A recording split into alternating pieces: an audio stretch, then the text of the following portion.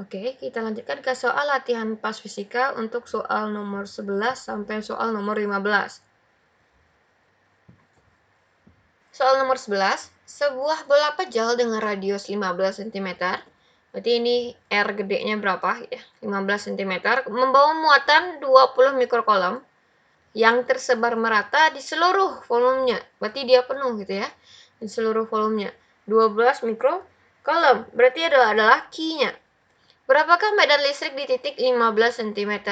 Berarti yang ditanya adalah E-nya berapa gitu ya. Jadi kalau kita bikin gambarnya, oke, kita anggap aja ini lingkaran yang sempurna. Jadi jari-jarinya itu adalah 15 cm. Yang ditanya adalah berapa medan listrik di titik E. Berarti titiknya itu tepat di permukaan gitu ya. Ini adalah titik P gitu ya misalnya. Berarti E itu sama dengan K per R kuadrat. K itu adalah 9 dikali 10 pangkat 9 dikali dengan Q-nya adalah 20, mikrokolom jadiin kolom, kali 10 pangkat min 6 dibagi dengan R kuadrat. Berarti 15 cm dijadiin ke meter, berarti 15 dikali 10 pangkat min 2, itu kita kuadratkan gitu ya. Berarti 180 dikali dengan 10 pangkat 3 ya plus, dibagi dengan 225 dikali 10 pangkat min 4. Berarti yang ke atas berarti dia jadi plus nanti ya, yang ini ya. Kemudian hasilnya adalah 0,8 dikali dengan min 4 jadi positif, berarti jadi 10 pangkat 4. Berarti 10 pangkat 7 Newton per kolom. Nah, ini untuk yang dia tepat di permukaan atau dia di luar permukaan nanti. Misalnya ada titik S gitu ya. Nah, dia menggunakan persamaan yang sama. Ingat tentang hukum Gauss. Cuma kalau dia ada di dalam, nanti dia tuh beda perhitungannya gitu ya. Berarti E yang untuk di dalam misalnya R-nya cuma sampai di sini. Kan ini permukaan Gauss berarti kan gede gitu ya kalau yang ini ya. Berarti kalau R-nya cuma di sini, R kecil itu segini, berarti kan permukaannya cuma segini gitu ya. Nanti menggunakan volume terlingkup gitu ya. Cuma nggak kita gunakan untuk ujian besok. Yang kita gunakan yang maybe agak easy gitu ya. Namun kalau misalnya dia itu muatannya cuma berada di permukaan aja, nggak ada di dalam, berarti di dalam itu nggak ada muatan gitu ya. Berarti ini Q di dalam ini sama dengan 0 gitu ya. Kalau dia mau ini adalah R gitu ya. Kalau dia R kecilnya itu cuma segini di sini, berarti kan permukaannya kan di sini ya, permukaan Gaussnya di sini. Berarti ada nggak Q di dalam? Nggak ada ya, Q sama dengan 0. Berarti di sini E-nya berapa? E-nya sama dengan 0. Kalau misalnya E-nya di kulit atau di luar nanti R-nya itu, berarti dia udah ada E-nya gitu ya, kayak gini. Cuma kalau misalnya di dalam, berarti kan Q-nya itu sama dengan 0. Silahkan lihat lagi materi tentang hukum Gauss gitu ya. Oke, untuk nomor 12, sebuah kapasitor, berarti kita sudah masuk kapasitor, terdiri dari 2 keping logam, ya, yang berbentuknya persegi. Berarti ini persegi, berarti luas persegi nanti adalah sisi kali sisi gitu ya. Panjang sisinya adalah 5 cm, berarti itu adalah sisinya 5, dan jarak antara kedua keping berarti itu adalah D ya. Berarti D-nya adalah 17,7 mm. Kemudian meter berarti 17,7 kali 10 pangkat min 3 meter. Besar kapasitas kapasitor, berarti yang ditanya adalah C itu berapa? C itu A kali epsilon 0 per D. Berarti kita cari A-nya dulu. L ini luas itu, kita ganti A. Oke. A itu berarti sisi kali sisi ya. Berarti sisi kuadrat. Berarti 5 kali 10 pangkat min 2 ya. Kita jadiin diameter. Jadiin meter. Berarti ini kuadrat. Jadi A itu adalah 25 kali 10 pangkat min 4 meter kuadrat. Nah, kita masukkan berarti 25 dikali 10 pangkat min 4 dikali epsilon 0 itu adalah 8,85 kali 10 pangkat min 12 dibagi dengan D 17,7 kali 10 pangkat min 3. Sekarang kita coret ini dengan ini, berarti yang dapatnya 2 gitu ya.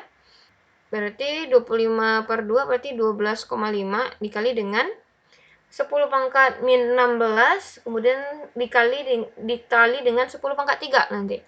Min, berarti dapatnya 10 pangkat min 13 ya, farad. Kalau mau rapi, berarti 1,25 dikali 10 pangkat min 12 farad atau sama dengan 1,25 picofarad.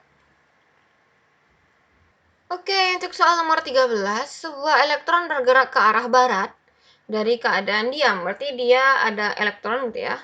Kemudian elektron itu bergerak ke arah barat gitu ya. Ini adalah barat, sebelah situ pasti adalah timur, ke atas itu utara, dan ke bawah itu adalah selatan gitu.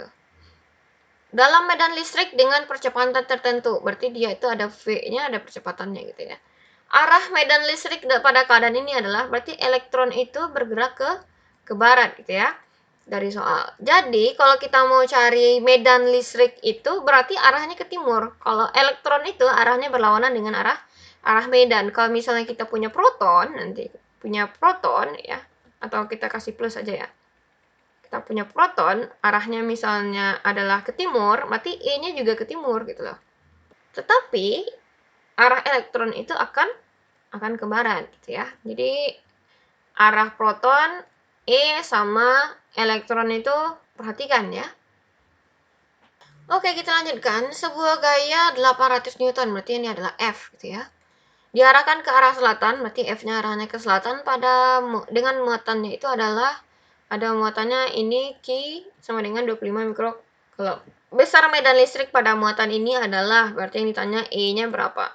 Kita tahu F itu kan adalah Q1, Q2 per R kuadrat. Sedangkan kita juga tahu E itu sama dengan Q per R kuadrat. Berarti kan bedanya itu adalah satu buah Q ya. Berarti F itu sama dengan E dikali Q dong, ya kan? E-nya segini, lalu kita kali sama Q, berarti kan kita dapat F gitu ya. Berarti F itu sama dengan E kali Q. Sedangkan kita punya F, punya Q. Kalau kita mau cari E berarti F per Q gitu ya. F itu ada 800 dibagi dengan Q, 25 kali 10 pangkat min 6. Sehingga kita dapatkan 32 kali 10 pangkat 6 Newton per Coulomb. Oke, kita lanjutkan ke nomor 15. Dua buah kapasitor dengan kapasitansi masing-masing 15 farad dan 35 farad dihubungkan secara paralel. Berarti kita ada dua buah kapasitor ya. Kita hubungkan secara paralel. Kemudian kapasitor diserikan dengan kapasitor lagi ya segini ya 50 farad. Berarti yang ini adalah 15 farad dan yang ini adalah 35 farad. 35. Yang ditanya adalah kapasitas kapasitor pengganti atau kapasitansi kapasitor dari ketiga kapasitor ini berapa gitu ya. Nah, sekarang kita tahu kalau misalnya R itu, kalau R seri itu kan kita jumlah ya, R1 tambah R2. Kalau R paralel itu kan seper gitu ya. R paralel berarti seper R1 tambah seper R2. Sedangkan kalau kapasitor itu tuh kebalikan. CS itu adalah 1 per CS itu sama dengan 1 per C1 tambah 1 per C2. Sedangkan kalau kita hubungkan secara paralel, dia itu nambah ya, C1 tambah C2. Nah, jadi untuk yang paralel ini 15 dengan 35, berarti C paralelnya berapa? 15 sama 35, berarti adalah 50 farad gitu ya. Jadi kita serikan kemudian dengan 50 farad juga, berarti 1 per CS sama dengan 1 per 50 tambah 1 per 50, berarti 2 per 50. Jadi dapatnya adalah 25 ya. 2 per 50. Jadi CS itu adalah 25 farad. Oke, itu untuk soal nomor 11 sampai nomor 15. Silakan dipahami.